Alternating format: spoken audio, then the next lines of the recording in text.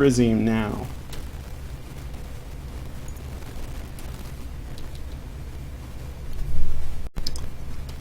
Greetings and welcome to the Badger Cave's West Wing, where our stealthy polecats ferret out the best feels, funnies, and what the fucks to discuss Slam Bam Badger style. Your sinuous hosts for this evening are myself, Supreme Doge in Charge, our polecat punster Hannah, Dr. Randomer Cam, Panda at Large, and our Anchorilla Scott. Max is not available this week as he has school stuff and real life. And if there's anyone that I want to see get through university in one piece, it's Max. Alright, so this evening we will be covering the following topics. A man who has made history by being the first person ever convicted of Oregon's new revenge porn law has failed to appear to serve his sentence and is now on the run. A new procedure could give new hope to patients with prostate cancer. A nice shot of testosterone, actually. Mattel and Sony apparently hate money as they announce a terrible idea in Amy Vagina Schumer to star in a Barbie movie. And Donald Trump invites several news media giants over for what seemed like a summit of sorts, and then raked them over the coals. Chatelet, my brothers and sisters. Chatelet. And finally, our bonus story for the patron-only after show. Writer-director Tom Ford believes that all men should take it up the ass at some point, because then they would understand women. A sore point to explore, to be sure. Anyway, if you want to listen to this topic, this is for real. If you want to listen to this topic or enjoy further personalized discussion with Badgers on select topics, become a patron. www.patreon.com/honeybadgerradio. And now, can I just wade into that? Let's talk a little. If you want to talk about Tom Ford, go ahead. If you want to mention.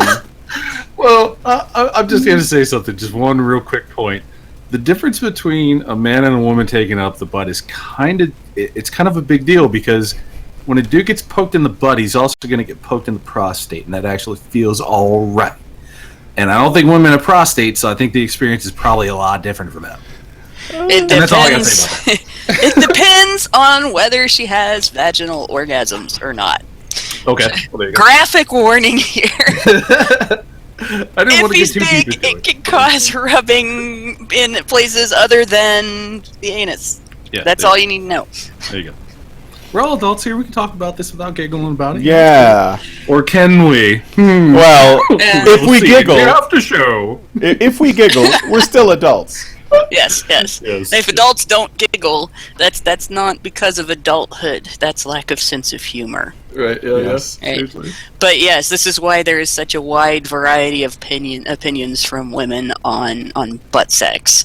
Because for some women, there's no chance in hell that it's necessarily going to feel good, and for other women, there's a factor that factors in that doesn't affect most women. I think the statistic is only 1 in 4 women have vaginal orgasms. So probably about 90% of women claim to have vaginal orgasms, and most of them are faking. Save some of this gold for the after show, Hannah. Okay. I unfortunately won't be here for the after show. Already, you gotta take off. Already, we have a couple of good comments. Mad Maynard says, butt sex is good. And someone else said, every woman should be punched in the face so that they can understand men. Thank you, Professor Emma Ray. Well, and falsely accused of rape and told that if the opposite sex assaults them, they can't hit back. Every woman should be punched in the face, and when they call the cops should arrest her. Then they would understand. Yeah. And then lastly, Teal Deer chimes in and says, well, this stream is relevant to my interests.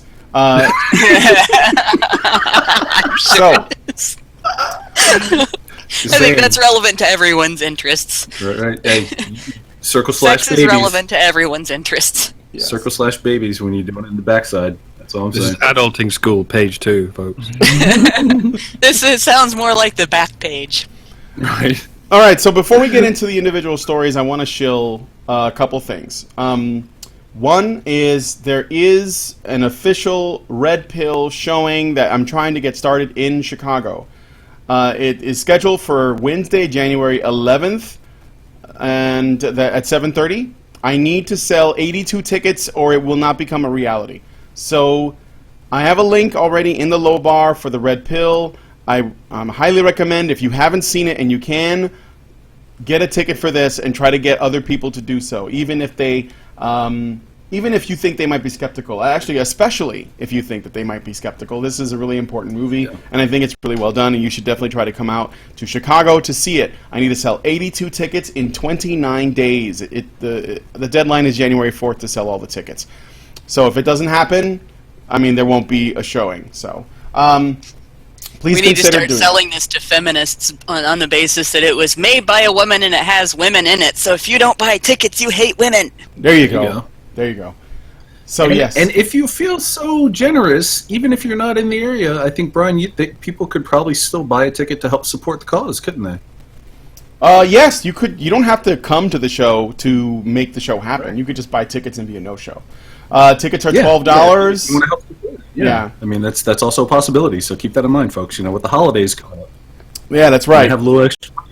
You know, after the 25th, maybe you want to, throw it that way. So that's right. Tickets are $12, and hopefully Hannah, but it all depends on how things pan out. We'll be there we could do Q&A afterward, and maybe hang out after the movie's over. So that would be really cool.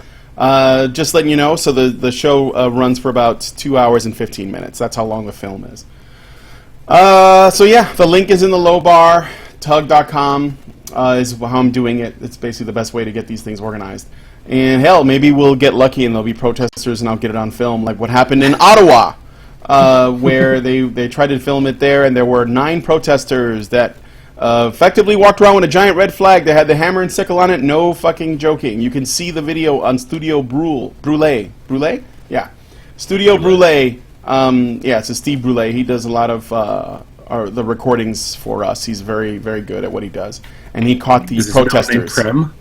No, I did. But whenever I think of his name, I do think of a dessert. It makes me hungry. Yeah, that's why I want to call him Brule at least. Leave that to Hannah. Brule sounds like something that ogres eat. No, it is brulee, just like the dessert. Yeah, it's brulee. Yeah, and every time I hear his name, I get hungry too. So it's terrible.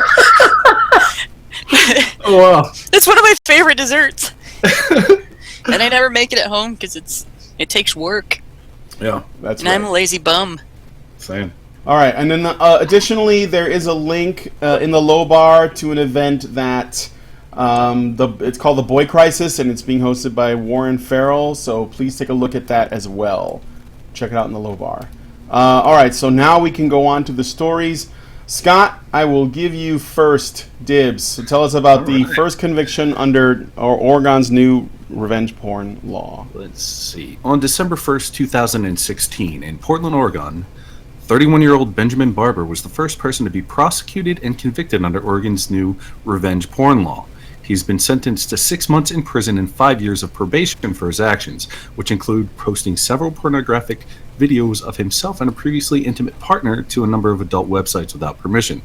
Despite Barber's contention that the porn videos are copyrighted and that he has the right to post them wherever he wants to, the court did not agree with him. When asked for comment, Barber explained that there was a lot of evidence that was not included in the testimony, specifically the fact that we were both advertising to produce porn commercially.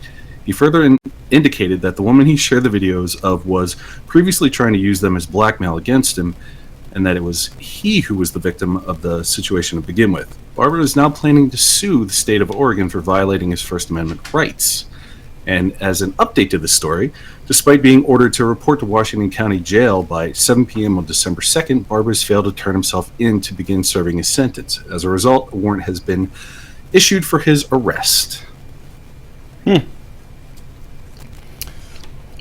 All right. Anybody have any thoughts about the story? Any initial thoughts? Yeah, I do. Just real quick. Go ahead. You know what? If he is really the victim, he has done himself a huge disservice by not showing up. Oh, that was. I mean, I know it sucks, but it's like, you know what? The court they're gonna see this, and they're gonna already have a bias against him because of this. Even after the fact, if he proves in court, they're still going to be like, well, you didn't show up, so your probation. Obviously, at this point, his probation is probably remanded, and he's going to get the full sentence now. So he's kind of fucked himself pretty good, man. I mean, it kind of sucks because if he really was the victim, the court's not going to take kindly to him having done what he's done, even if he was actually the victim. So it's a bad move on his part. This is the wrong way to handle when authority is in the wrong. It's the wrong way to handle it, and it's this way, especially with any government entity, whether it's the court or whether it is an agency that has authority over a particular area of business that you do. And I'm going to compare this to something completely unrelated. I worked with a food service agency or industry that had a new thing. They had to get approval from the agency over food safety. I can't think of it off the top of my head. The health department, duh. Anyway, they had to get approval from the health department for this new thing they were doing. One store out of over 1,000 stores rolled out a few hours early, and the agency found out, and they came in to all of the stores that were rolling this out the next day and nitpicked things that they never call companies on, that are technical fouls, essentially, that they should be calling companies on because it's part of the policy and the law, or they should be taking them out of the policy and the law. But because this one store bucked their authority, they were offended, and this is how they responded. Court systems are 1,000 times worse. Mm-hmm. So this guy, he just fucked himself. Yep. Yeah, he did. That was a bad move. But I also want to look at the law itself. Yeah, definitely, and the case itself, because it sounds like exculpatory evidence was excluded from the case. So the law, this is just an Oregon law right now. It says this is what the measure does. It creates a crime of unlawful dissemination of an intimate image, prohibits the non-consensual disclosure of an intimate picture to a website with a specific intent to harass, humiliate, or injure another person. The first violation is a Class A misdemeanor, with each subsequent violation being a Class C felony. It defines terms, creates exceptions, and the amendment adds interactive computer service providers to a list of exceptions. And here's I guess there's a little story here for a background. I'm looking at the actual, this is the 78th Oregon Legislative Assembly. So this is basically a measure of the Assembly for this law, which is titled SB 188A.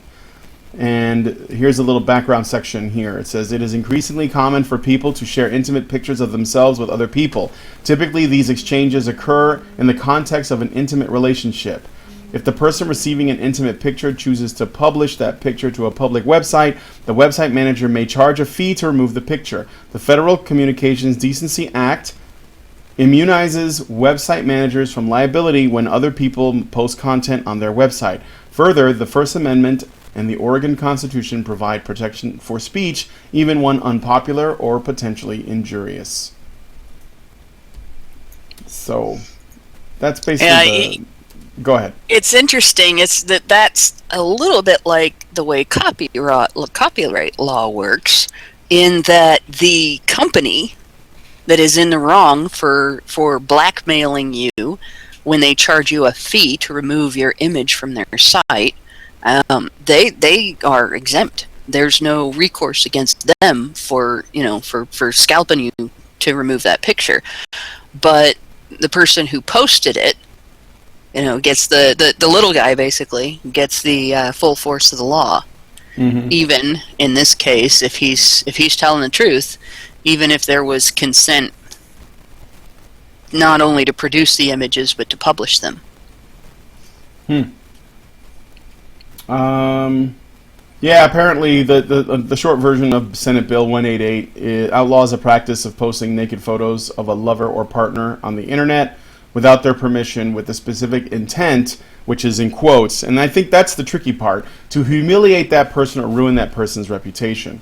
In this particular case, the story is that she was filmed, like they filmed each other with consent, but he posted it on the internet after they broke up, or around that time, and it was without her consent, and that's why it sort of, that's why he was accused and convicted of this crime.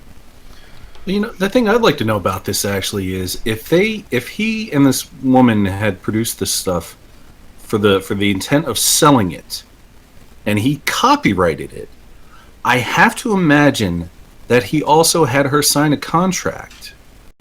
And if he didn't, well, he kind of fucked himself there. I mean, he's kind of fucked himself in a lot of ways already. But the fact of the matter is, like, here's a little story time with Scott. Back in the early 2000s, I was actually with somebody, and we were doing something similar to this. We actually had contracts set up, and when I was living in Atlanta, and we had gotten lined up with an agency. We had contracts, and we were going to start producing content. And we both had to sign contracts. There was no ambiguity about what was happening. So this is interesting to me, like what the more specific nature of this is, because I've been through this. I've actually done this. We ended up not making the content because the company or the guy that was going to back it ended up backing out at the last minute, so it never came to fruition. But we had gone through the entire process of contractually reading contracts and signing contracts and doing the whole thing. So it's I have to wonder. Did he do his due diligence in making sure that all the T's are crossed and the I's are dotted and so forth? Because it doesn't seem as though that's the case. I don't think he did. I think that if they did, they were probably, it was like a unwritten, informal contract because they like were a together. Handshake agreement, basically. Yeah, because they were together at the time too. This is something that we don't know. But this is, as far as the production of content, this is one of the pitfalls of working with people in the production of content. And it's pretty standard if you're in the industry of image production using live models in any way. Even the most mundane thing. Like if I wanted to run an ad campaign to sell 3-pronged widgets, and I wanted to have an individual holding a 3-pronged widget in my ad, I would have a contract. I would have a release form for that. When I worked with a wedding photography business, we had a contract for every single wedding. And in every single contract, it said that we have the legal right to use pictures from those weddings in our portfolio that we show prospective customers. And everybody had to read and sign that so that nobody could sue us for showing their wedding pictures to prospective couples that were looking at us for their wedding photographers. And the same thing with senior portraits for the yearbook, for your high school yearbook and stuff like that. That kind of thing would, that's just for completely innocent, no strings attached, no, anybody getting judged over anything by prudes for doing it photography. And if you're doing something where somebody might come out later and say, I'm really embarrassed to have been involved in that and I didn't consent to it, that just makes the CYA protocol that much bigger. And anybody who gets involved in this should know that. Even if you're doing amateur, even if you're like the most amateur participant ever, you've never done anything with video or photography or anything before, and you're a complete and utter virgin when you start, you still should know you have to cover your ass. You have to have a contract. You have to have things in writing. And you don't do anything that wasn't consented to in writing. And it's stupid to do otherwise. But we don't know whether he had a contract or not because there's nothing said in any news article that I could find about whether there was anything in writing. Yeah, there's not a lot of specifics out about it. Is the problem. I want to know more information about those sorts of things, though, because this isn't just there's a lot more nuance. There's a lot more things going on here potentially than we know about at this point. So there's a lot of information that's just not available that could really influence whether this guy's just like, oh, I'm the victim, boo-hoo, or he is the victim. And I'm curious to know. I'm actually legitimately curious to know because this is like I said, I've dealt with a situation similar to this. Very, very similar. Almost exactly the same thing. But we went about it in a very, professional manner. And we actually had contracts and the whole thing set up. So, There you go. Yeah. All right. Let's move on to the next story. And I'll do this. What the fuck? Oh, that's the follow-up. Okay. New hope for patients with prostate cancer. In a recent clinical trial of a new and excitement treatment in the fight against prostate cancer, looks to have been discovered. Researchers based in Maryland have discovered that exposure to high amounts of testosterone have shrunken the majority of participants' tumors and decreased their levels of prostate cancer-specific antigens. One trial participant's antigen levels reached 0 after 3 months on the treatment, leaving stunned researchers to declare him cured. This experimental treatment flies in the face of all conventional treatments for prostate cancer, which put an emphasis on starving the tumor of testosterone. The treatment is believed to work by interfering in the cancer cell's division process and by causing the cancer cells to make breaks in their DNA. Quote, "We are still in the early stages of figuring out how this works and how to incorporate it into the treatment paradigm for prostate cancer," end quote, states Professor Sam Danmead, who led the study. The treatment is still in its early research phase, and more will need to be done before larger trials can begin. But this is a bit of good news. Might benefit all men suffering from prostate cancer everywhere. This, in a way, this does make sense because prostate cancer, usually prostate and testicular cancers hit in older men, not younger men. You don't see very many 18-year-olds with them. And it may be that, as men get older, their testosterone production does reduce, and it may be that is a contributing factor to the development of these types of cancers. So it may be that significantly reversing that reduction might be a treatment. Yeah. It's obviously going to take a lot more research to find out, but I just got to say, but my toxic masculinity. You know what?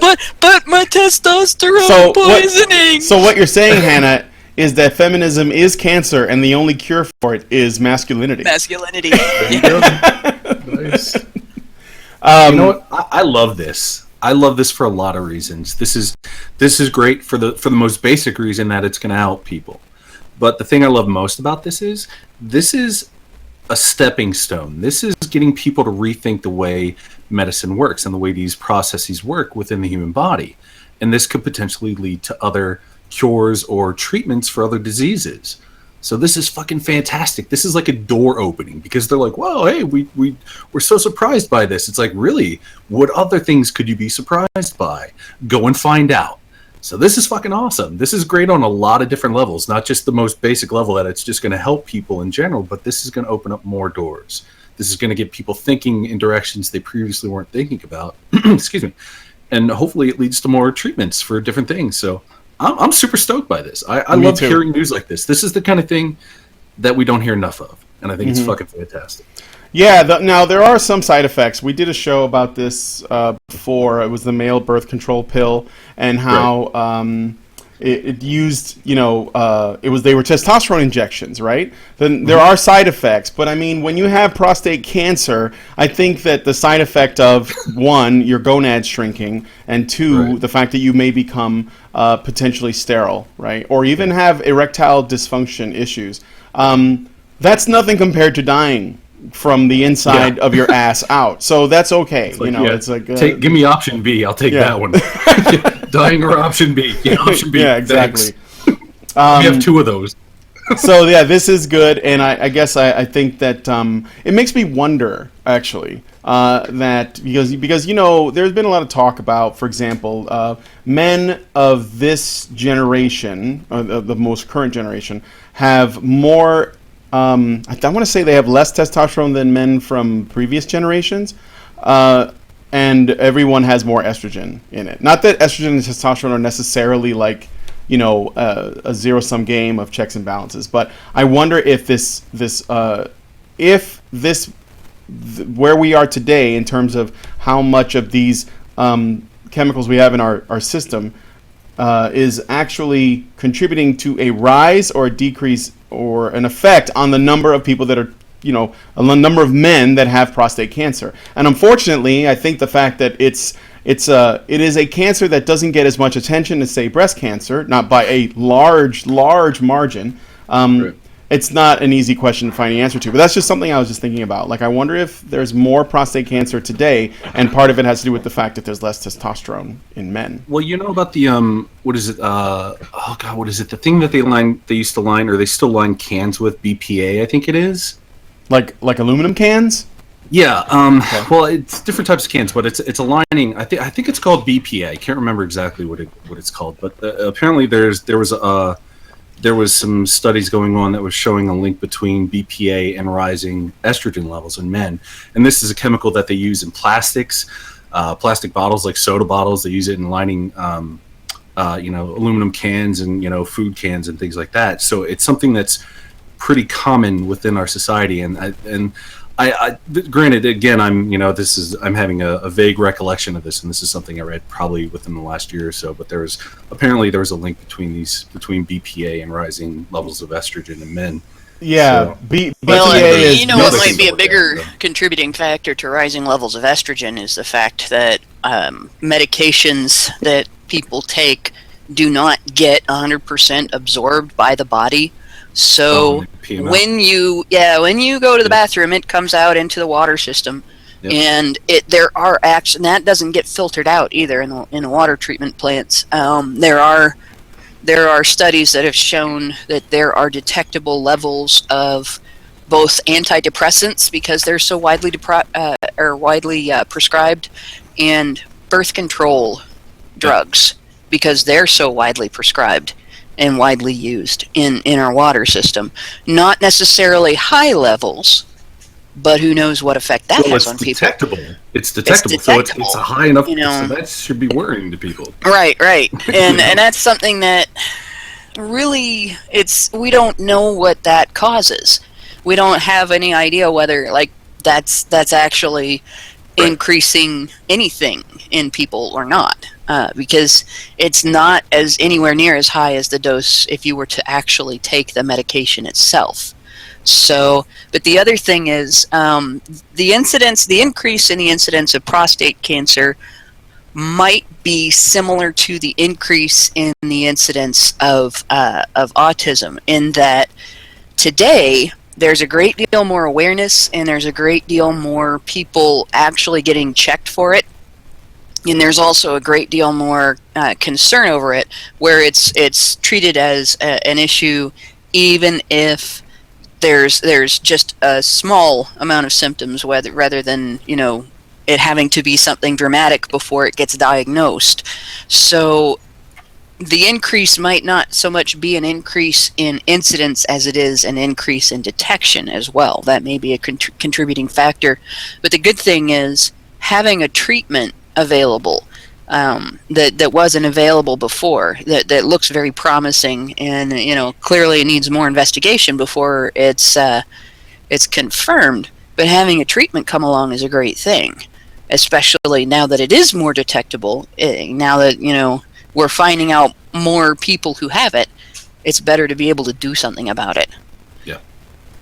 One other thing too could be that there's a lot of soy in our food now. And soy products have estrogen in them as well.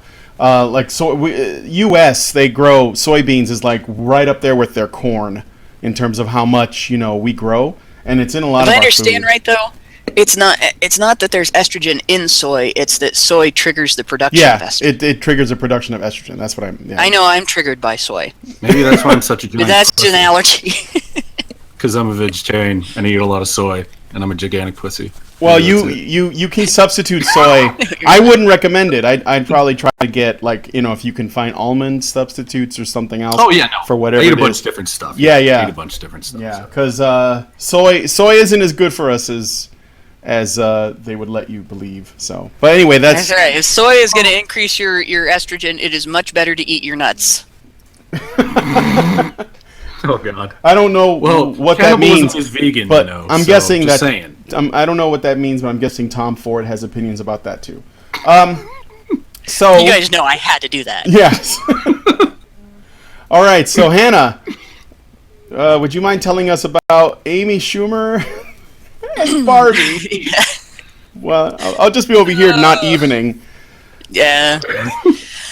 The evolution of Barbie has been shaped by Mattel's response to feminist complaints about aspects of the toy's design and character they found problematic.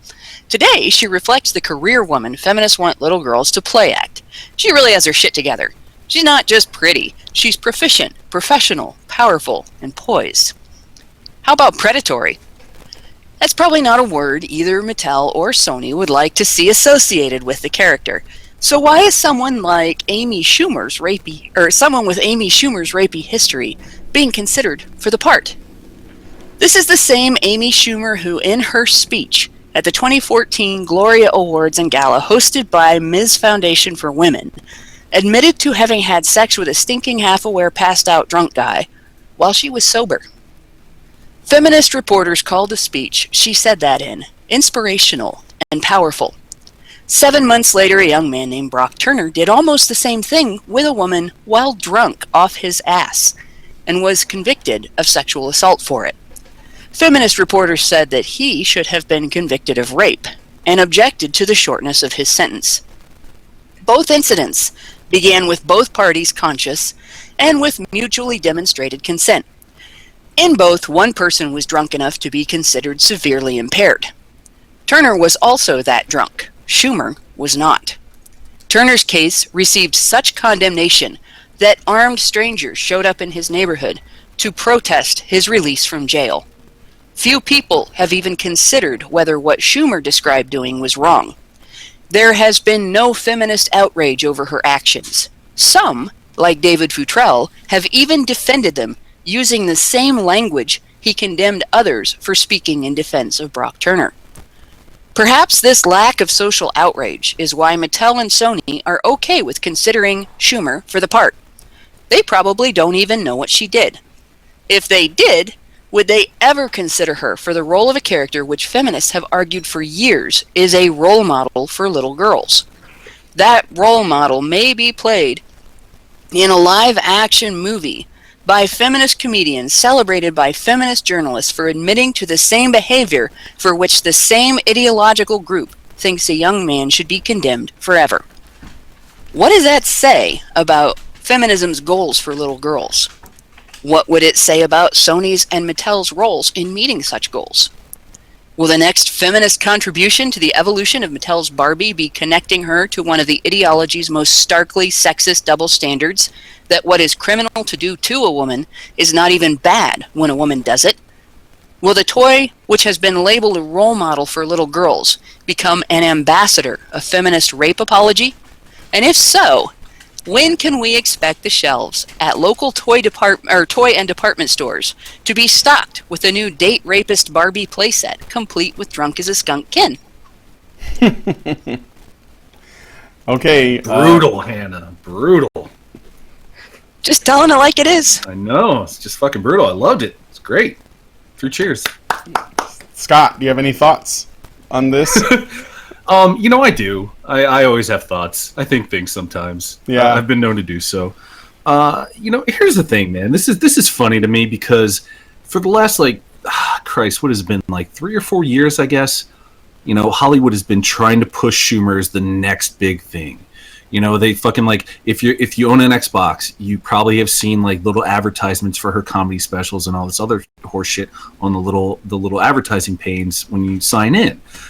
You see her they're always putting her up as they're putting her up as, oh, she's this great comedian, she's so funny, she's in all these ads and everything. And I'm like, I can't remember the last time I've seen a comedian that is less funny than she is and less interesting and less just I don't understand why she is the person that is being marketed as the next big thing. I just don't understand how Hollywood works. And she's such a repugnant person. Sometimes I think Hollywood just they dare each other to make somebody famous.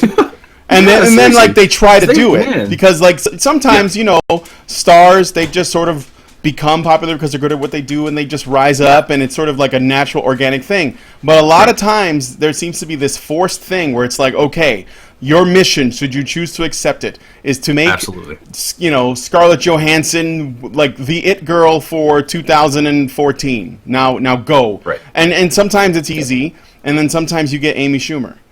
So, Well, yeah, I mean, it's easy when you're doing it with somebody that's got talent, but I mean, and this isn't, I'm not just saying this stuff to bash Amy Schumer, but I just think she's kind of a repugnant individual. She says a lot of really fucking awful things, and she's not funny. She's not interesting. Her comedy is bad. I mean, and this isn't like, oh, women can't be funny. It's nothing like that. It's just her comedy is not good.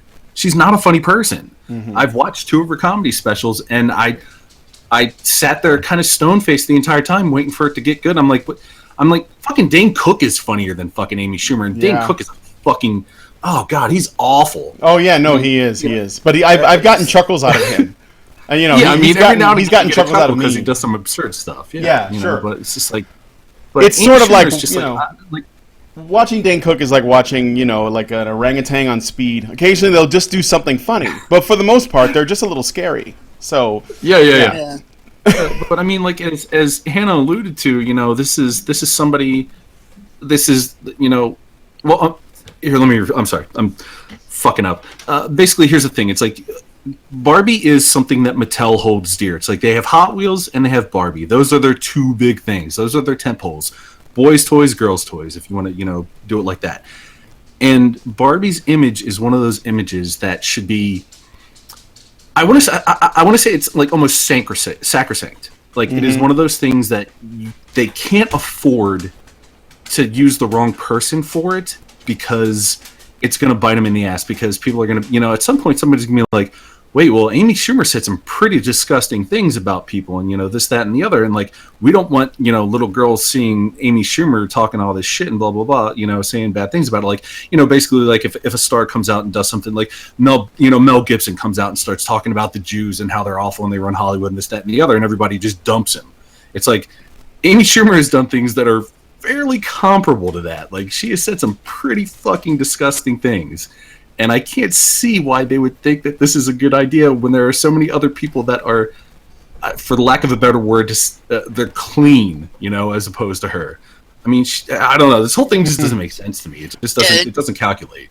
Just a quick reminder: she is in the running. The article did not say. The Hollywood Reporter article did not say that she was the front runner, or that there were not other people being considered. They just publicized the fact that Schumer was being considered. Yeah. Oh, okay. And gotcha. I the reason I wanted to point this out really is because thinking about it, going to the Hot Wheels thing, if they decided to make a Cars style movie about Hot Wheels cars, they would not, for instance, have Bill Cosby voice one of those cars. Right. And it doesn't matter whether he did what he was accused of or not. Just his having been accused would knock him out of the running. Yeah, just like Hulk Hogan. Yeah, right, with the WWE. Yeah, even though he's done. He's not going to be in the WWE, at least not for many, many years. Like Mel Gibson, he had to disappear from the spotlight for a while after that phone call. And to be honest, even though he came back, people haven't forgotten it. Nope. His comeback is tainted by that. Mm-hmm. It's not going away. But here's Schumer, and she did the same thing sober that Brock Turner did while drunk. And the only contrasts are that in her speech where she described what she did, Amy Schumer not only admitted it, whereas Turner did not admit everything in his testimony in court, Schumer admitted it and made fun of her victim. She ridiculed his performance and cited it as a reason why she had an epiphany that her self-esteem shouldn't be coming from whether or not this guy wanted to have sex with her. Well, her choice to have sex with him shouldn't have been based on consent that was given while drunk and not verbally. This is, if they're going to say that's rape, when it's done to a woman. It's rape when it's done to a man. It's rape when it's done by a woman. Amy Schumer should be considered a rapist for having done it, and she should be getting the same treatment as a man would get. Because you can't have two standards. You can't have a standard for women and a different standard for men. Well, Hannah, if I may, such a standard already exists when it comes to men turning 18 and legally being required to sign up for selective service. So these standards, these double standards do exist in many facets of our life. That So they it's exist is surprising. not justification. I know, but I'm just saying, though, it's like these things do exist, and they are, and it's just kind of seen as, oh, that's just the way it is. And that's fucking really dumb. yeah, and it should not be just the way it is. Yeah, I know. And that's Absolutely. something that this is something that people should be writing to the companies about. This is something that Sony should be hearing about. This is something that Mattel should be hearing about. That I obviously I don't have little kids. My kids are past their Barbie days, but I would not, if Amy Schumer was going to play Barbie, I would not encourage them to attach themselves to that movie at all. Like, kids get attached to their favorite characters. They get attached to movies with their favorite characters and everything. I would not be emphasizing that movie in any way, shape, or form to them if that character was being played by that actress. And I would be letting the companies know that. Because as a parent, you don't want your kids to develop any kind of an attachment to somebody that it's going to come out later that this is their character, their personal character. And it's like with the Cosby thing, he's innocent until proven guilty. I don't think I can say that too much, but, well, maybe for feminist taste. But if he's proven guilty, there's a whole lot of children's stuff that he's created that it's good that the kids that watch that stuff are mostly grown up, because it can really have a massive effect on a kid to find out that the person behind one of their favorite characters, find out as a kid that the person behind one of their favorite characters has done something reprehensible. And yeah, I know he did do something that offended people. He started trying to bring back family values, as Cameron James said, to the black community, which is like this that's a cardinal sin to liberals. But I think that may be why he was targeted if he's innocent of the things that he's being accused of.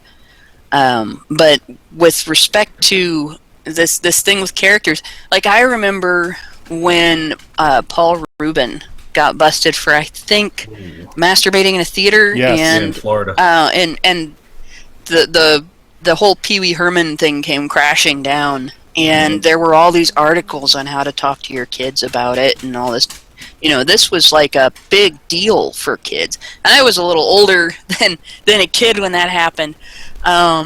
But I remember reading all of that stuff and thinking, boy, I'm glad I'm in between the age of being a kid and having kids and having to deal with this, because that's a clusterfuck for parents, and it would be very shameful for Mattel and Sony to be so irresponsible as to not take that into consideration when they're considering an actress to play Barbie, that they might be later building up that same clusterfuck for another set of parents to deal with when it comes out and becomes more widely known that Amy Schumer did what Turner did and bragged about it and made a speech about it.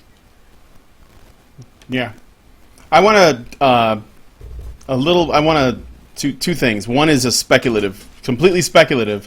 Don't take this to heart. I'm just speculating based on what I know about this potential casting choice. And then the other, which I'll make this point first.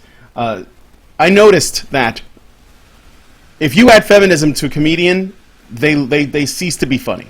But if before they became or came out as feminists or started incorporating it into their routine, they were either okay to pretty fucking funny. Example. At least in my experience, Sarah Silverman used to be funny. Add feminism, She is not funny at all. She is cringeworthy. I don't even want to see her face. The second one is she's lesser known, but if you look her up, Eliza Schillinger. She had 3 comedy shows. Okay, the first 2 were before feminism, and they're hilarious. One of the main reasons why I like them, they're pretty funny. One of the main reasons why I like them is that she's not afraid to make fun of women and female nature, and that is sort of like the theme throughout her shows, which I find funny and also a bit refreshing because you don't see it a lot with female comedians.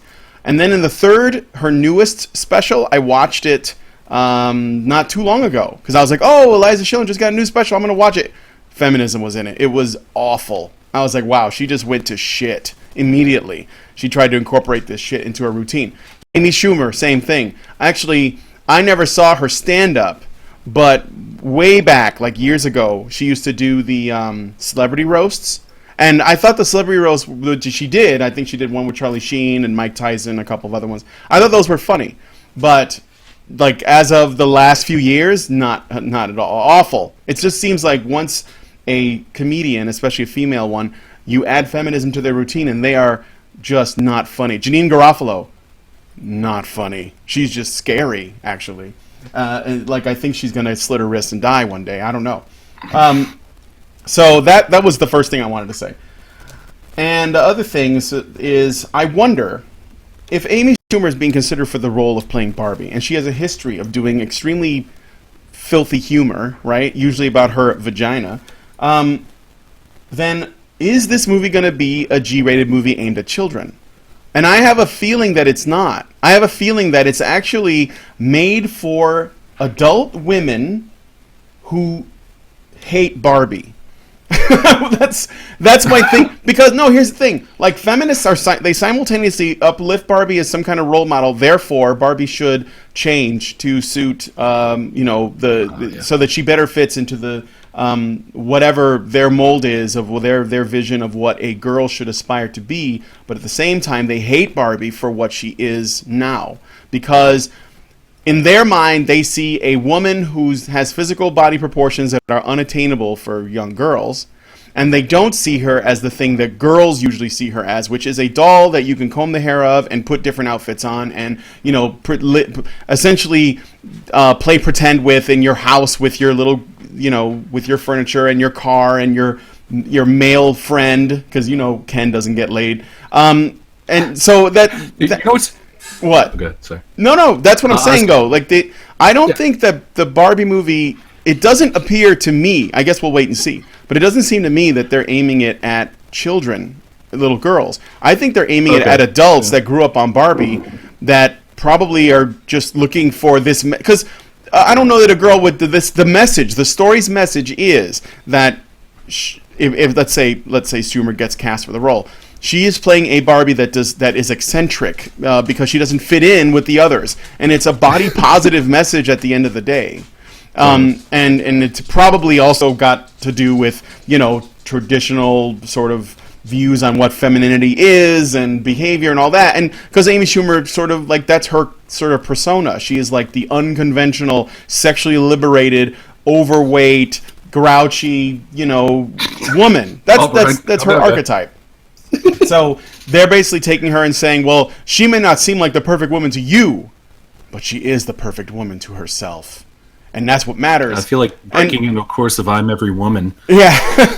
I'm speculating, so we'll see. But that's my prediction. Yeah. My prediction is that this movie will be PG-13 at least, or if not, PG or PG-13 at least, if not even more adult in nature. And it will be taking the piss out of all of the sort of conventional Barbie stuff, and at the end of the day, it's about body positivity, it's about image, it's about all this stuff. And the ironic thing is, this goes back to the adulting school. If this is the case, then it's basically aimed at an audience that should have grown out of these, like, this shit a long time ago, and basically just sort of they need to smoke a bowl, relax, and realize that Barbie is not something that they're supposed to live up to in the way that they think it is. It's supposed to be something that you enjoy. Like, boys don't play with Hot Wheels, and then when they grow up, they're like, damn, I'm so upset that I couldn't afford a fucking Trans Am or a Shelby fucking Viper or Cobra or whatever. Yeah, Shelby Cobra or a Viper or something. They're just like, yeah, cars are cool.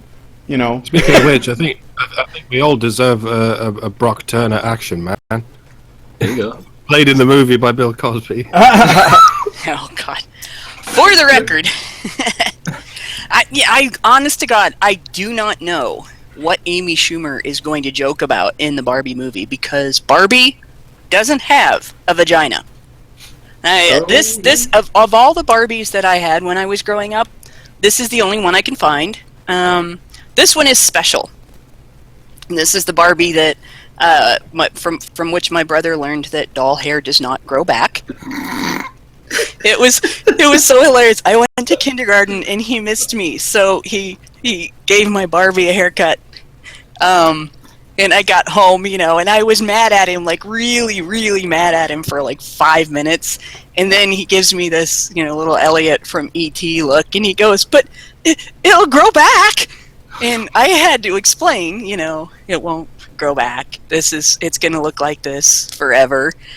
But it was actually kind of cool. Amazing. This is probably, of all the Barbies that I had, this is the coolest looking one.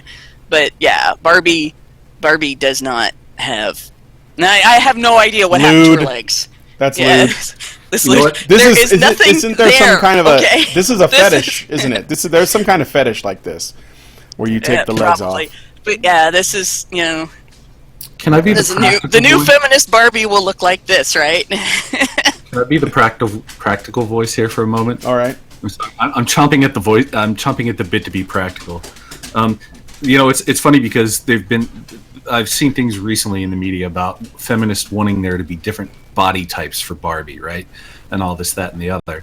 And just from a completely practical standpoint, you're talking about Mattel as a company that makes toys to make profit. And if they start making different body types and different things like that, then they have to retool all this other stuff to make clothes that are different sizes and different body types that aren't interchangeable between the doll that just has one singular body shape. So they're probably not going to do it. And that's all I want to say, because I'm a toy nerd and these things concern me. Because I think about this kind of stuff, because I'm a fucking dork. So there's that. All right. And to answer one of the questions from chat, no, my brother did not grow up to be a hairdresser. He actually has done several jobs, including construction, and is now a musician who plays 7 different instruments and sings. Well, there you go. All right, let's move on to... Oh, you know what? I want to touch on another little story that's a little bit related, because I'm fairly certain that this Barbie movie has a political message. And I saw this thing that I thought, it just gave me a little bit of joy. This is where I got the name of the show from. Mark Wahlberg was quoted in a recent interview. And let me just explain real quick what he says, okay? Everyone from Oliver Stone to Rosie O'Donnell, from Hollywood's A-list to D-list, has opined on the election. But this isn't just about the election, so you guys know. But at least one Hollywood A-lister claims he's bowing out of the political game. Mark Wahlberg, who stars in the upcoming film Patriots Day, says it's high time celebrities recognize that no one between the coasts cares what they think about the president-elect. Quote, "A lot of celebrities did, do, and should not talk politics," he told Task and Purpose magazine. "They might buy your CD or watch your movie, but you don't put food on their table, you don't pay their bills. A lot of Hollywood is living in a bubble. They're pretty out of touch with the common person, the everyday guy out there trying to provide for his family." He pointed out that his decision to stay mum on policy issues comes from the fact that he spent his life around real Americans. Me, I'm very aware of the real world. I come from the real world, and I exist in the real world. What? He said, "Real Americans." Real Americans. I know. I thought that was weird, but that's a bit pretentious, don't you think? It is a little bit pretentious. And although I can navigate Hollywood, I love the business and the opportunities it's afforded me. I can all understand what it's like not to have all that. But I think that, okay, so that's basically the end of that. But I think the point that Mark Wahlberg is trying to make is that where these celebrity elites come out and they basically have all these opinions, and they try to use their platform to influence people. And I don't think that, my personal belief is that everyone is entitled to have their opinion, and they're also entitled to share their opinion. I wouldn't say that Hollywood people should not come out and say what they think about any number of things, whether it's, whether it is feminism, or whether it is Black Lives Matter, or whether it is about the elections or policy or the fucking, Dakota pipeline or whatever. I don't care if you share it or not. I will not stand in your way. However, just because you're a Hollywood celebrity does not mean that your opinion is more valuable or more true than someone else who has the opposite opinion. Those things are the things that I would stick to. And I guess what Marky Mark is getting at is that people probably came to him because he's a Hollywood A-lister, and they wanted to get his opinions because a lot of times the media doesn't have a problem using famous people to push their own narratives, because they think that because it comes from the mouth of somebody famous that somehow it carries more weight, and it really shouldn't. It does. That's the problem. It really shouldn't. But I was going to say there's another aspect to this. I don't think people get annoyed so much if anybody, whether it's an A-list celebrity or their neighbor down the street, says, I have listened to what politician X said about potential policy Y, and based on these factors that I've learned about, I disagree with it. As much as they get offended when somebody says, shame on you for liking this politician that is of a different political party than I am, because you are morally wrong for having a different political opinion than I have. And unfortunately, a lot of A-list celebrities, when they come out and they talk politics, they don't say policy X has these problems based on these factors, or I like policy X because I think it will achieve these things based on these factors. They come out and say, shame on you for liking grab 'em by the pussy Trump, And you get Amy Schumer, the political hit Barbie. She comes out, Trump is a rapist, he's an Oompa Loompa, he's bright orange, don't call me fat, but I can criticize how he looks and his hair is bad, and I'm sorry, but it's not the same to say shit like that as it is to say, I question what Trump says about building a wall. Is this feasible? Is it something that we should be looking at as an attack on a group of people, or is it something good? Discuss the merits of that. Yeah, that's great. Discussing the merits and the problems with a particular idea always should be done. And everybody that wants to be involved in that should be accepted to be involved in it, and their thoughts should be considered and criticized or, approved or whatever, depending on what evidence they are able to give and what arguments they're able to make. But this shaming shit, that's absolutely ridiculous, and it has no place in political discourse because there's nothing rational about it. There's nothing helpful about it. It's thought-terminating cliche. I would say, I kind of understand what Wahlberg is trying to say. I get it. If we look at recent events when, say, Ben Affleck was unpolitically incorrect with Bill Maher, and he was just saying a lot of really dumb shit.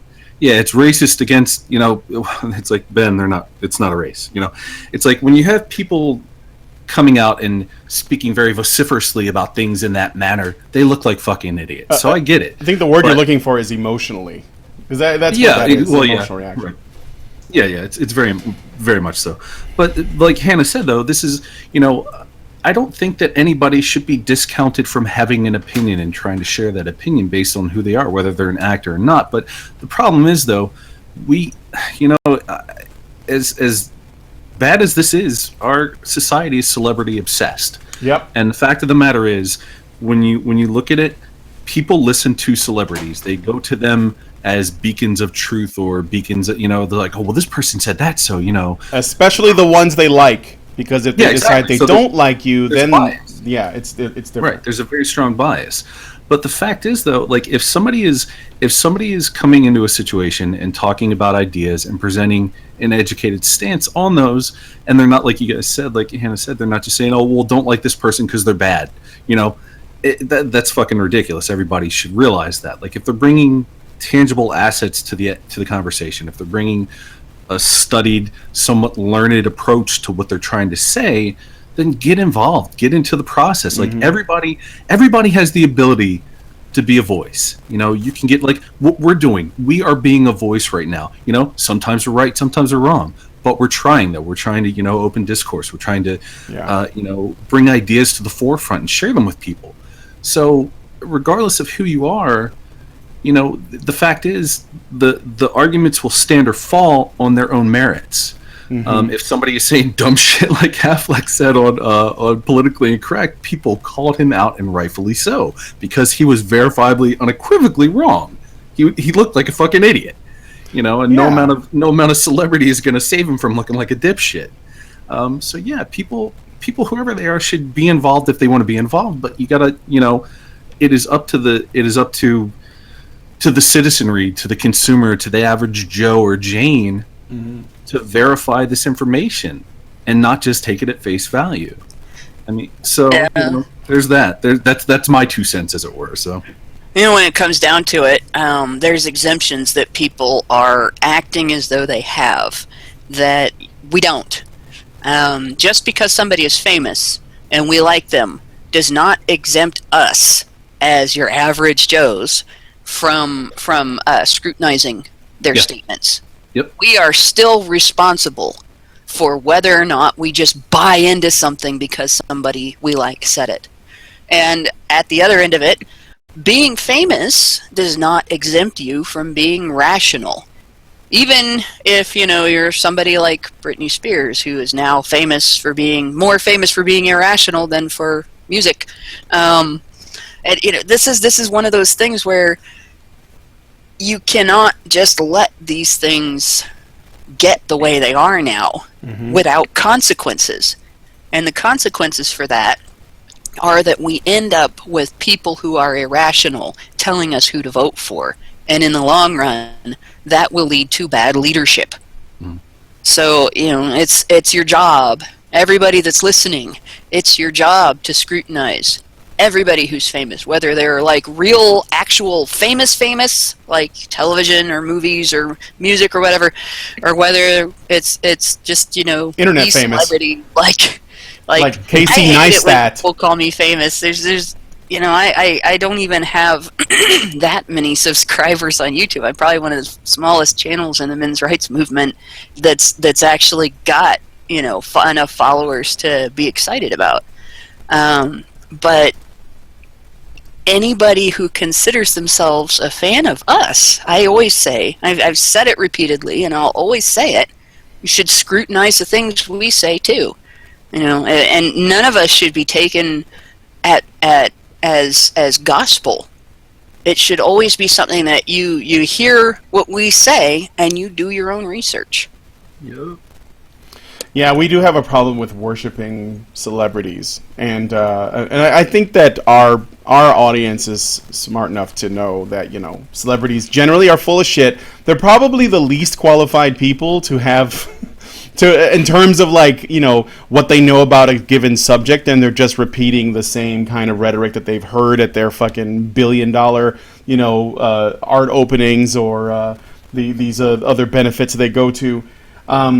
And they just sort of repeat the shit that they've heard. I mean, if you want to, now, these days, if you want to, really, just break your spine from cringe, listen to the fucking acceptance speeches at the Academy Awards or the Golden Globes every year. And you will be like, oh my God, just shut up.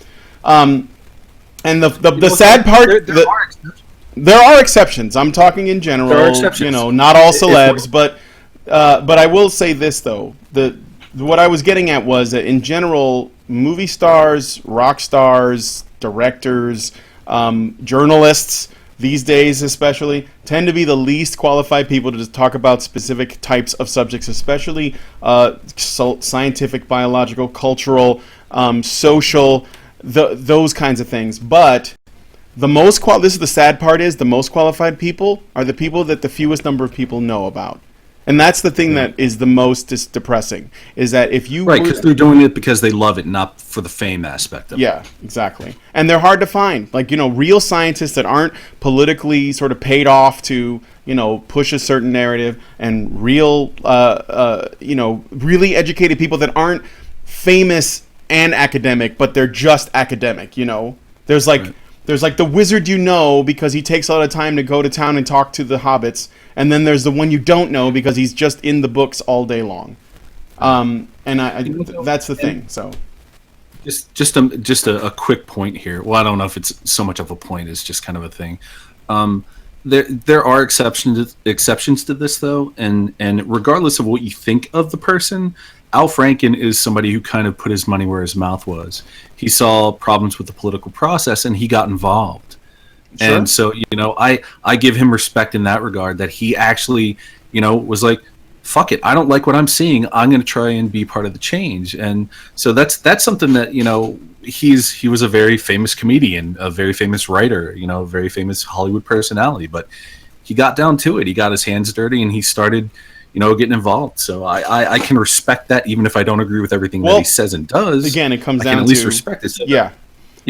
There are instances where people, are not full of shit like Ben Affleck, right, and whoever else are just running their mouths. Or they just say, I have a platform, I'm going to use it for whatever I believe in, no matter how retarded it is. Exactly. So there's another one I remember from a while back. I think it was Richard Dreyfuss was talking about getting civics education back into the school systems and getting people to learn more about the political process so that they actually know what they're doing and they don't start taking things that people say as gospel.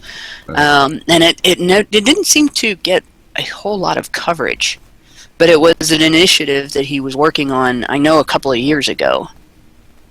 And this is, it seems like these celebrities, part of the problem is with the media and the talk shows and stuff like that. When Julia Roberts wants to say George Bush is stupid and you shouldn't vote for him because he's stupid and I don't like him, Jay Leno gives her a platform. Mm-hmm. But when Richard Dreyfuss says the political process is very important and people should be taught how it works in school so that they know what they're doing when they participate in it, you get crickets chirping. Well, yeah, because his star isn't nearly as big as Julia Roberts. Unfortunately, he's basically. I mean, for all intents and purposes, he has been. No, absolutely, he's not marketable. They're not going to come on the time slot. I don't think it was that. And the reason I don't think it was that is because this is somebody who has been big. I mean, he's been in Steven Spielberg movies, and he's been a major star. And there are many people who have kids in school for whom he would be a memorable actor. And that target audience could have been targeted with, hey, here's what this actor that you grew up with is saying now. And the media comes out with stuff from actors that are no longer working or actors that were child actors that are not actors as adults all the time. There's clickbait based on those guys. This is what these people look like now. This is what these people are doing now. You hit it right there. It's clickbait. It's to make money. And the thing is, Dreyfuss isn't going to make money. He's not marketable. Here's the thing. That's why he's not put on. They decide that themselves. They decide whether it's clickbait or not.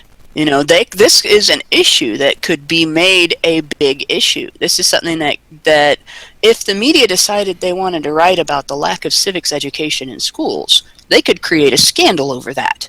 And scandals do make money because they cause a lot of people to come and look at your writing and at your news site. You've just outed a scandal. But they didn't do that. And I think they didn't do that because of the subject matter, not the actor involved. All right. Okay, we're going to get away from this one for a moment, and we're going to go on to the last story, and I'm going to give it to you, Scott. Donald Trump at the media summit. Yes. I love this shit. Oh, man. According to the New York Post, Donald Trump scolded media big shots during an off-the-record Trump Tower sit-down on Monday, November 21st, 2016. It was like a fucking firing squad, one source said of the encounter. The source continued by saying, the meeting was a total disaster. The TV execs and anchors went in thinking that they would be discussing the access they would get to the Trump administration, but instead they got a Trump-style dressing down. A second source confirmed the nature of the sit-down. Trump kept saying, we're in a room of liars, the deceitful, dishonest media who got it all wrong. He even called out CNN chief Jeff Zucker by name and said everyone at CNN was a liar and CNN was a network of liars. Considering how biased the media was against Trump throughout his presidential campaign, it stands to reason that he's not pleased with the journalistic integrity. And while the media tries to spin the notion that Trump will silence them if he doesn't like what they have to say, perhaps their time would be better spent reporting the news accurately instead of just publishing whatever fits their narrative at the time. This is great, because here we have these left-wing publications coming out with this hit list, right, of fake news organizations, and it's all news organizations that they disagree with ideologically, and they want these organizations to be denied advertising and denied a platform because they disagree with them ideologically. And now they're bitching that they're being censored because they think they're not going to have access that they feel entitled to the president. And I'm sorry, but if you're going to have a standard, then you need to live by it, and they're not living by it. They're not encouraging free discourse. They're not encouraging open discourse and free speech. They're wanting to say that people in power should have the right to silence opposing viewpoints. Now they're getting a taste of their own medicine, even though they're not even really being silenced. They're simply being told off. But at the other end of it, I do hope that Trump's administration is not actually going to shut journalists out. Even if they are liars, they can correct the record. They can say these guys are liars, but censorship doesn't fix anything. No. They should be exposed. In fact, I agree with this. Is what I would take this stance even. Milo said this, and I agree with him 100%. If the liberal media wants to, put their bias in, they should be welcome to do that if that's really what they want to do. But they should be transparent about the fact that they do have a bias. At the very least, if we can stop pretending like they don't, then at least then people will know what they're getting. Ideally, it would be good if they were unbiased, or at least attempted to be unbiased. Milo believes that that's not possible. I think it is. I think that you can, at least try to present both sides, or you can do it another way. Like you could, for example, if you're going to do opinion pieces, bring in, multiple people that have different opinions, or if they come from different sides or whatever. But at the end of the day, this is beautiful to me. The delicious media tears, because just coming off the tails of Gamergate, we knew that the media, it wasn't just games journalism that had a really big problem. They were just the worst at hiding it. And even then, once that was out of the way, and you were looking at the mainstream media and the way they were reporting on Gamergate and other things, you came to the realization that all the media is fucked. And we even tried to push, or we tried to make use of the hashtag. I think we called it Mediagate for a while. Because we were trying to draw attention to the problems with all the media, and that's one of the reasons why I chose this article to put in. It's good that Trump acknowledges that there is a problem with the media, and he's been critical of it way before he was a presidential nominee. He had been talking about it before that, and I'm glad that it's being put out here. But this is less necessarily about Trump taking him to task in this summit, but more so to draw attention to the fact that this is something that can no longer be ignored, not by him, not even by the media themselves. Have you seen the number of times shortly after his election that there were live meltdowns and people were fighting and they were actually saying, this is our fault, we did this, we fucked it up? So even they're starting to wake up to it. So... and the good thing about this, really, this is a dark cloud with a silver lining. And it's not that I'm going to stop supporting Trump as president because of this, but the potential for censorship is bad. But at the same time, here we have left-wing media pushing for censorship of anybody who doesn't toe their line. Toe their ideological line. And what this does is it puts them on notice that anything they advocate in terms of preventing other people that they disagree with from having a platform can be used against them too. So they had better be careful what they promote in terms of censorship and in terms of labeling as a form of sort of intellectual censorship that doesn't prevent people from talking, but uses thought-terminating cliches to try to prevent people from listening and considering viewpoints. So, like I said, it's still... It will be a bad thing. It will absolutely be a bad thing if the White House starts shutting out media on the basis of ideological disagreement. There is no good in that. And we got to hold them accountable if that happens. Right. That has to be. They have to be accountable for that. They cannot just do that. At the same time, the fact that looks like it might be a possibility, even a remote possibility, I'm glad if it scares the shit out of the journalists and the left-wing politicians that have been trying to give themselves the power to do that. Then I hope it scares these people into saying, well, wait a minute, no, we shouldn't do this to anybody. It shouldn't be done. Let's back off of things that involve censorship, and just people are allowed to talk, and we're allowed to disagree with them, and they're allowed to disagree with us, and the whole discussion should happen. All right. But that would mean they'd be culpable for their own actions. That would mean they would have to reap what they've sown. And yeah, that's going to be very hard for them. Yeah, that's going to be a fucking pill that they're not going to want to swallow. Well, this is another thing too we gotta realize is that the media, they're doubling down in a lot of ways, like on this, and not just with not just with the election, but they've doubled down on their shit. So they might even, like, when it happened, there was the Young Turks, right? And I know that they're not mainstream media in the same way that most people would define it, although I think that they're pretty mainstream in the internet media, which is the new media. It's like, it's really coming up fast. And when you think about it, in a generation, that's probably how most adults are going to consume their news media. When the Young Turks had their meltdown, I remember very clearly Cenk Uygur saying, "We've been too nice, and we gotta stop being so nice." That's what he said. I shit you not, Yeah. And that was around the same time that Anna Kasparian said, I guess you might say that it might sound like I think I'm better than you, and you know what? Fuck it. Yes, I am better than you. So. They're doubling down. Like the progressive press especially is going to get extra crazy. You can expect crazy shit out of ATTN, Al Jazeera, Mike.com, Upworthy, and the Young Turks. And most of them are under like the same umbrella company too. So what do you want? But Hubris, it's a hell of a drug. Right? Yeah, but I mean, they're doubling down, and at the same time, their credibility is swirling down the toilet. More people are distrustful of the media than ever, at least in a long time, according to many polls. And this is all the media. So this includes many of the mainstream right-wing stuff, too. So they are in an interesting spot because they're going to have to, they got to make some changes, but I don't know if they are willing to make them. But they're going to have to for the money, at least. So the thing about the Young Turks and a lot of other, I don't want to call them news sources because I don't think they're really news. They're more like opinion bloggers, basically, with a TV show, essentially.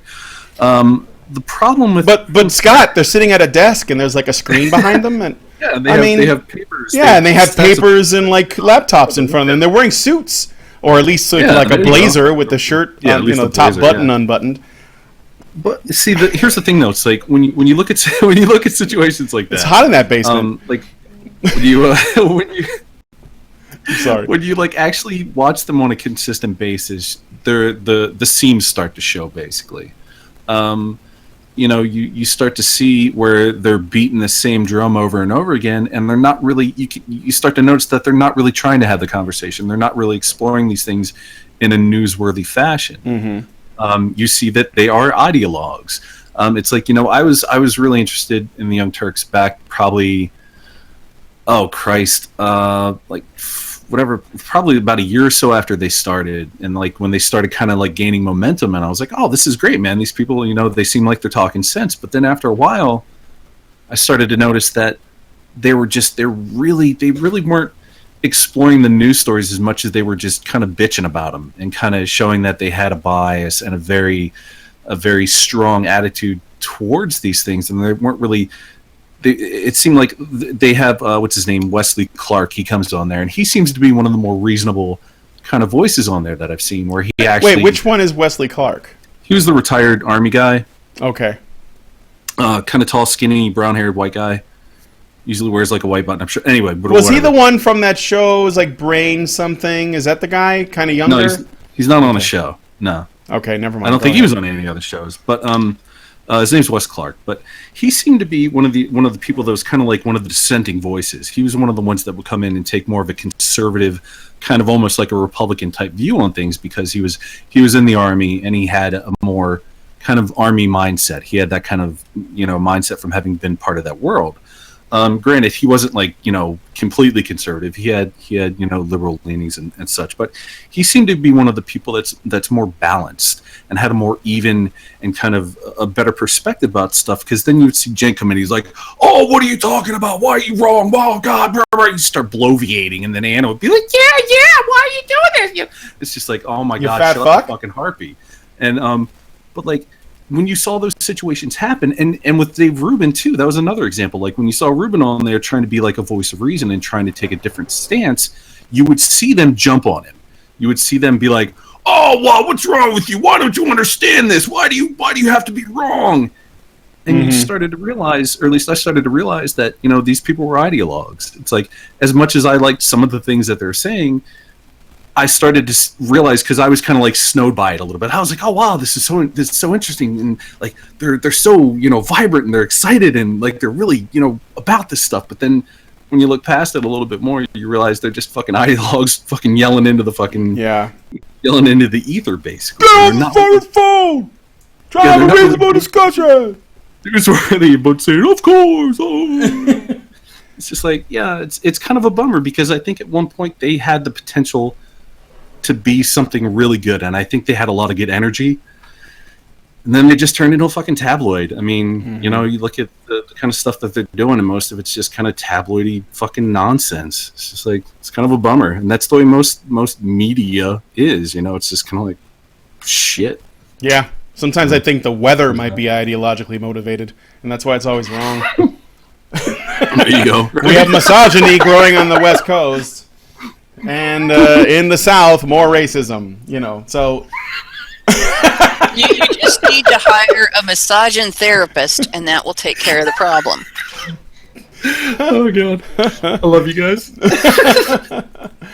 Okay, so any more thoughts on the Trump giving it to the media?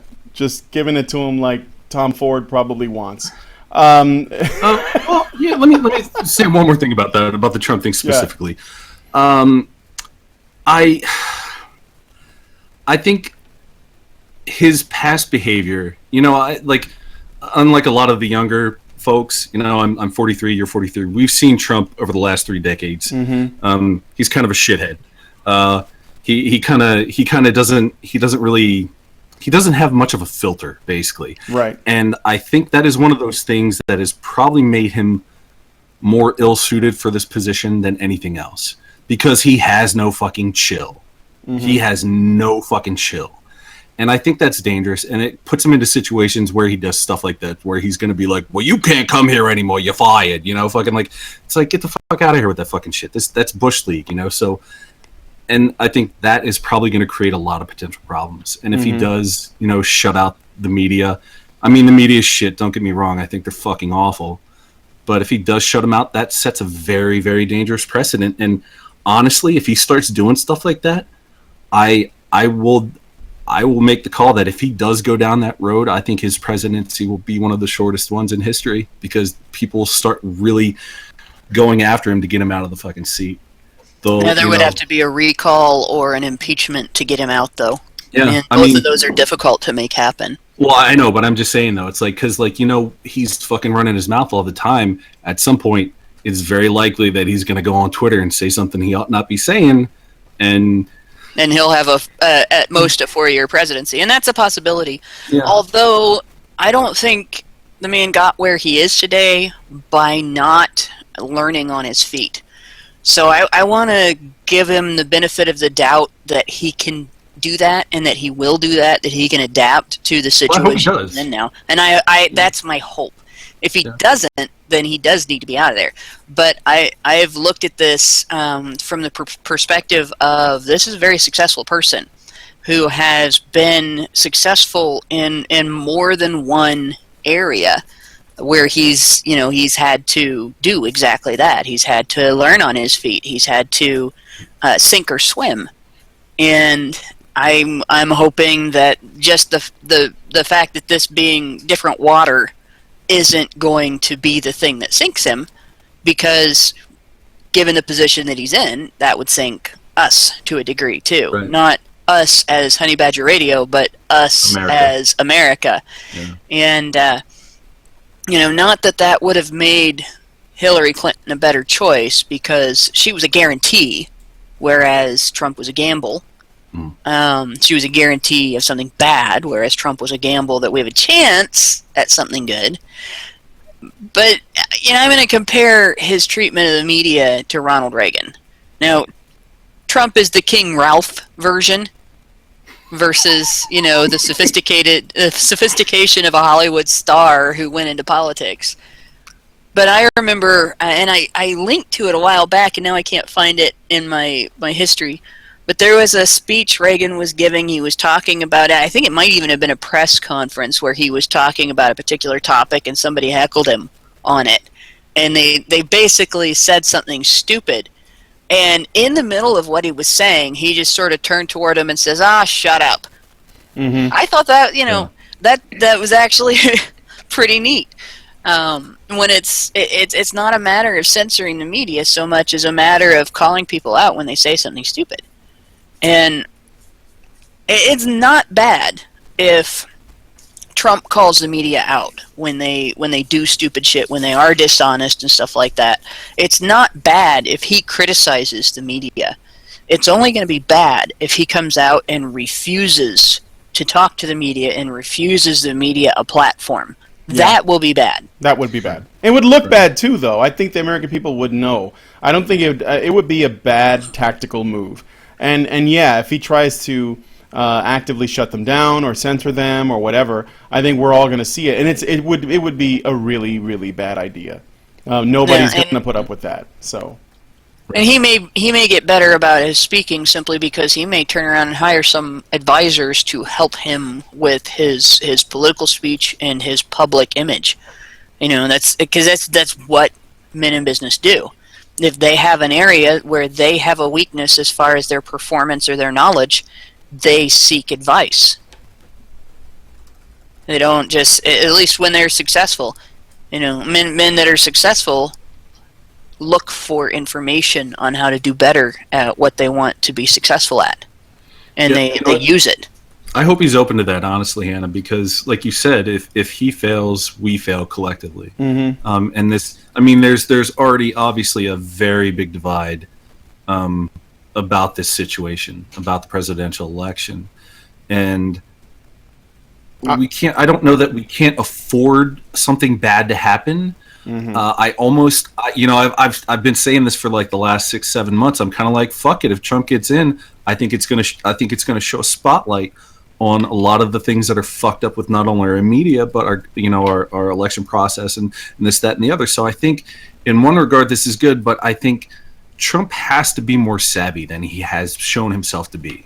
He has shown himself to have a short temper, short fuse, and just kind of not be very chill. Like I said, he doesn't really have any chill, and to be in that position, to be dealing with world stage politics, this is not the fucking Apprentice, and that's the thing that kind of worries me is his interactions on that level. But yeah, I don't want him to fail per se, because he is going to be the president, and if he fails, then we fail collectively. But I am somewhat eager to see what happens. Let's just say that I'm eager to see what happens. So all right, yeah, and I hope. I do have hope for this, simply based on his history of succeeding at what his endeavors, that he does have that tendency that I described to seek information if he wants to be successful, and then take that into consideration and learn as he goes. Right. Hopefully so.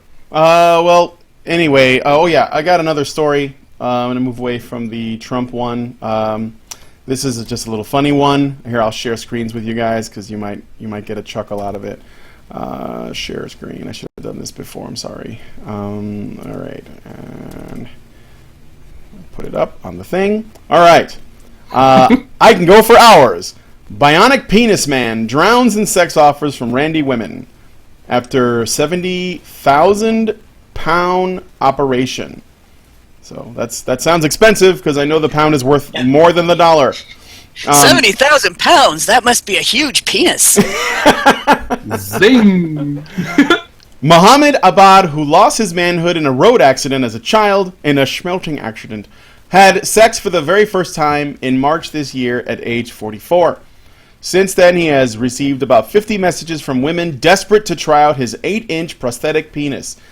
He said, "I get a lot of messages from women online who ask me if I will have sex with them. They've heard about my bionic penis and they want to try it out. They're all very intrigued and think I can make love for hours." So, I don't know if he can or not. But he can turn it off and on like a switch. Not even kidding. His man-made member has been fitted with 2 tubes which fill with liquid from his stomach when he presses a button in his testicles. It's true. Another button lets it deflate. But despite the saucy offers, Muhammad said he has not had sex since sleeping with a sex worker named Charlotte Rose 8 months ago. I'm sure that was a real name. He said, "It's not that I don't want to and I get offers, but I've been so busy with work. I work 14-hour shifts every day, and by the time I get home, I'm just too tired for sex." The other bad news is Muhammad... It's a sentence you'll never hear me say. Yeah, right. So I'm just too tired yet. No. My $6 million peen. The other bad news is Muhammad had discovered that he won't be able to have children after an operation in July to extract his sperm had failed. Doctors at University College London took a specimen from his remaining testicle in the hopes that he could one day be a father, but discovered it was not viable. It was his 121st operation since 2012. Wow, that's a lot of operations. When he had the life-changing surgery that gave him a bionic replacement made out of nerves and skin from his arm. He had full sex for the first time this year after turning to escort Charlotte of 25. She waived the usual 160-pound-an-hour fee after learning that he split from his first wife in 2013 before his penis was fully functional. But Muhammad, who lives in Edinburgh, is that how you say it? Edinburgh?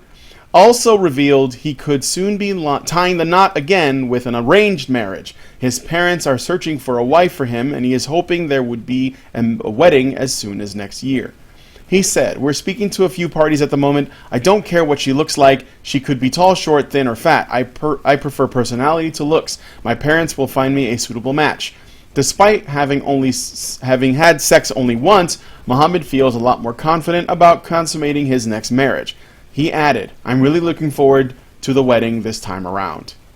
My previous wife was very understanding about me not being able to have sex, but of course it's a barrier. I can't wait to experience that side of things with someone I love. Even though I have not slept with anyone else, I'm glad I got the whole virgin tag off my back. I'm not saying I'll be like George Best in the bedroom, but I'm much more confident." Who the hell is George Best? I think that's an footballer. Oh, okay. Thank you, Mike. It was a very drunk Irish footballer. So I don't know if he had a I don't know how this guy knows his reputation for the bedroom. So I'll have to look into it. How much you want to bet at some point in history there was a sex scandal and something being made public that shouldn't have been made public or something along those lines. Uh, Yeah.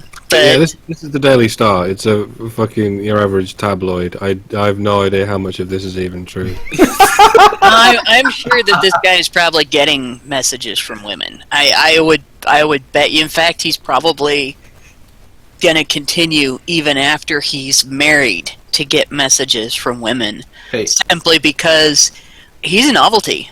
Not only was he a virgin at that age, he was unable to do anything prior to that, and his penis is bionic, so he also gets to decide when he starts and stops.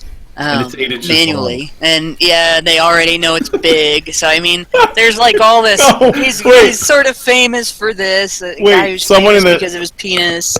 So one of the first comments when I started reading this article was, "Why stop at 8?" Right? Well, there are good reasons, actually. Hey, I got the answer. Get a copy of the Karma Sutra and look at the steps you have to take if you're dealing with a bull-rabbit issue. In any case, can be very complicated. And that's not whining. It's just the way things are. No, that's the bull and the rabbit issue. Is a guy with a big dick and a woman with a small vagina. That's problematic. Just to say. Right. And it could be more problematic than anal. Well, yeah, because there's an end to the vagina. There's like a stopping point. Okay. There's a cap. Yep. And if you bump into it, it's like getting punched in the gut from the inside. So, in any case, with one of my exes actually. Yeah, it hurts really bad. Yeah. It's enough to give a woman a lot of sympathy for what it must feel like to get grazed or kicked in the balls, because obviously the nerves in that area are very, very sensitive. So bump the cervix and you get a totally different set of noises. Just saying. Right. But in any case, yeah. So that's why I stop at 8 inches, because that's for a woman that's pretty safe. Some of them like it that round. Yeah, this guy, what he's experiencing from women though, if there was a woman, and I read a story not too long ago about a woman who was born without a vagina. She had a uterus, and she had the fallopian tube. She had all the plumbing that it takes to incubate a baby in the body, to grow a baby, but she didn't have a vagina, so there was no way to make a baby, and obviously no way to give birth. And they made her a vagina. She got all kinds of emails from guys, and it made news. The protest over that. Oh, this sexual harassment. These predatory men want to have sex with this woman, and they said so. That's what would come out. Here, it's cute and funny because this guy is getting all these messages and everything, and everybody thinks it's titillating, and it's just such a difference in the way something like this gets treated. Mm-hmm. I wonder if he got like LEDs put in it or anything. I think he has. I wonder if he has like a switch so he can change. Like maybe it's like also like a vibrator, and he can have settings such as blend, frappe, there you go. puree, and liquefy. Ow. Why would you put lights in it anyway? I mean, if it's gonna get covered up, then Well, who's gonna see them? You just have sex while she's pregnant. Even the baby won't see them. Oh god! But that's just. Oh my God! Headlights! What kind of tunnel is this? Oh god! Yeah. But no. It's just the fact that we can joke about this, and the fact that we can joke about him getting messages from randy women and all that. It's not bad that we can joke about this. It's not bad that it's funny. It's bad that it wouldn't be equally funny if it was a woman who had recently had a bionic vagina made, that, actually with a vagina, all you really have to make is a sleeve. Would the cyber vagina also double as a Wi-Fi hotspot? Actually, the truth is the vagina has erectile tissue as well. That causes it to tighten when a woman's turned on. So a woman with a makeshift one might actually need that added as well. But it wouldn't get the same treatment. They do them kegels. Yeah. If I had a bionic penis, I'd also make it into a universal remote. That way, because I keep losing mine. So you can change the channel. You can use it to turn on my TV and my sound system. Dude, what happens if you're like in the middle of sex and the television comes on and just starts flipping channels? Right. Do not have a television in the bedroom if you're going to do this. Oh, okay. So, guys, if you had a bionic dick, what would you also have it do in terms of features? I want to hear that in the comments section afterwards, because let's just try to enjoy this. It's kind of a funny story. I'd have it sing Freddie Mercury songs. Yeah, that's it. We just play Queen. Mamma mia, mamma mia. Well, another one bites the dust is a pretty good rhythm. So, Oh God. Okay. If you're more enthusiastic, then you have it play "We Will Rock You." Oh God, Hannah, you're way better at this than I am. Fucking hell. Well, at least you picked the right band. Yeah, right. Most people just want like Lady Gaga or some shit. So. Yeah. I don't even think a bionic dick with a button to turn it on would work if that's what the music was going to do. There you go. But and it's good that he's actually being choosy, and it's like this is something that a lot of men put themselves at really significant risk, and this guy is not doing that, and it's kudos to him for saying, I want to get married again, and I don't want to sleep around, I don't want to put myself through that, and it may be the work and tired thing, and it may have just been politically correct for him to not point out the fact that, like, I think 1 in 6 people has genital warts now, which makes life really dangerous, considering the fact that genital warts is strongly contributing factor in the development of cervical and penile and throat cancers. So it's actually, I have to give this guy kudos for being careful and being choosy. Yeah. That's a smart choice. Yeah. I hope that, this is going to sound really weird, but I just don't get this cultural thing. I hope the woman that your parents choose for you is someone you can fall in love with. That's all I got to say about that. Provided it's consensual, I really don't care. Good luck, Muhammad. So, I guess with that, we're going to wrap it up because it's time to do the after show. And I want to thank my co-hosts for going with me on this journey for what it's worth. And I want to thank the listeners for tuning in. Remember, please, if you can, try to attend the Red Pill screening in Chicago. I really want to see you guys in person. I'm going to be there if at all possible. And hopefully we'll see how it goes, but maybe we can get Hannah too. I don't know. It's because the timing is such that we also have to go to Calgary right after that for the trial, unless the Mary Sue pulls some shit and tries to push it back again. So anyway, with that, I'm going to let you guys go, and thanks for joining us on the Polecat Cast. Then we'll see you next time. Glenn Anderson.